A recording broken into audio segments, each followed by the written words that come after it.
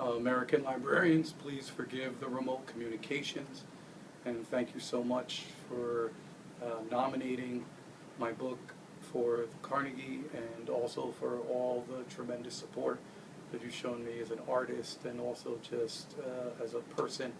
I'm sure that you'll hear this evening a number of times, but the singular importance of libraries and of librarians as people in a practice and institution for many of us, and of course for me specifically, have been essential. I came from a family where people weren't bringing books home, where there were books lying around the house.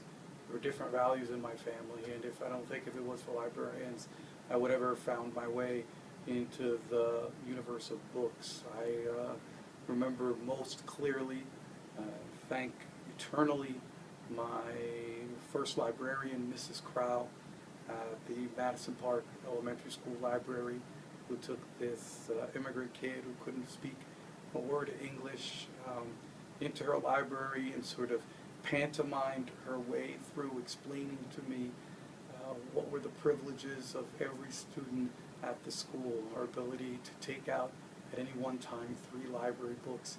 And for me, a kid from a world where nothing like that had ever been made available to me, it was an extraordinary boon, something that in many ways transformed my life. If I had to draw a direct line from who I am now to who I was in 1974, that line always goes through Mrs. Crowell and the enormous compassion and the, I think, singular dedication that she brought to being a librarian. And I've always benefited.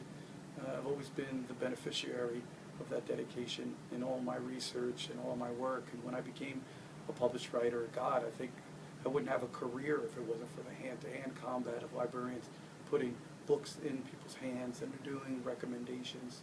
I guess finally, when I think of it, I just can't imagine a more important vocation. I mean, there's no one else who's at the vanguard of our culture who most defends it. Librarians and the institution of libraries is often invisible, immensely underrated, but absolutely essential. It's one of the elementary particles of our civic society, without which we would come undone. And so I wanted to thank all of y'all.